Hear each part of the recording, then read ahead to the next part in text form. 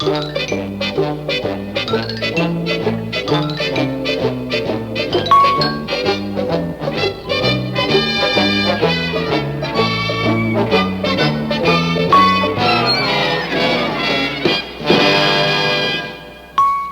Shaggy, and Scooby-Doo are right in the middle of another mystery, the Great Grammar Hunt. They've found some good clues to work with. Let's join them and find out if they crack the case. Velma, where do we stand in the Great Grammar Hunt? Well, we finished the search for the parts of speech.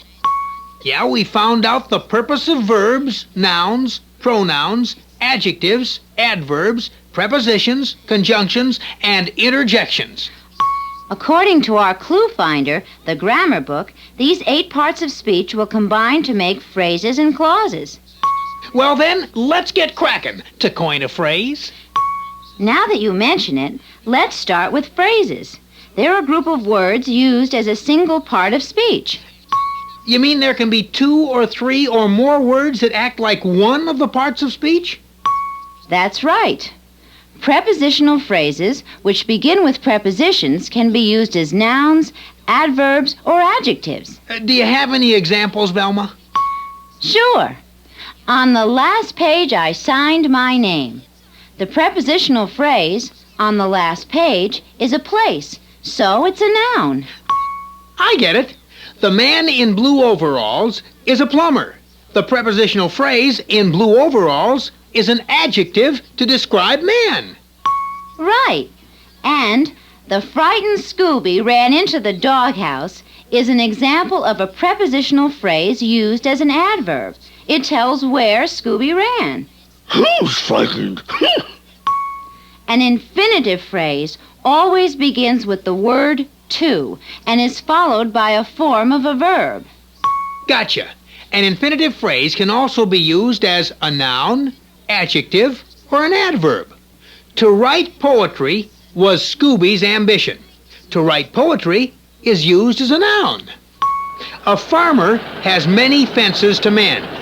To mend is an infinitive phrase used as an adjective to modify fence. He's working hard to do a good job. Now the phrase is used as an adverb to describe the verb working. Let's keep going. Things are starting to fit together. Participle phrases are verbal phrases used as adjectives. Carrying a heavy bag, the mailman walks many miles a day. Or, having carried a heavy sack all day, the mailman was tired. I've discovered one more. The gerund. It's also a form of verb, and it ends in ing. This type of phrase is always used as a noun. Racing cars over a city street is dangerous. I've got a great idea, Velma. Let's continue our investigation while we stop for a snack in the park. You might say, a pause for a clause? That's a terrible pun, but clauses are next in our hunt. Let's see. A clause is also a group of words used together, but it contains a subject and a verb. Let's talk about subordinate clauses first. What is a subordinate clause? A subordinate or dependent clause, as it's often called, has a subject and a verb like all clauses. But it's a lesser idea that cannot stand alone. It must be attached to a main clause which does express a complete idea. Could you give me an example? Okay. We're going on a hike because it's a lot of fun. Because it's a lot of fun is a subordinate clause to the main clause, we're going on a hike. Okay, now let me try one. We think that because the hill is small, we can climb it easily. Good. Because the hill is small is subordinate to the main idea, which is we can climb it easily. One last point about subordinate clauses. They can be used as nouns, adverbs, or adjectives. Well, Velma, I think we took an important step in cracking this case. Phrases and clauses are bigger pieces in the grammar puzzle. Let's see if I remember now. Phrases are groups of words used as a single part of speech, such as nouns, adjectives, or adverbs. That's right.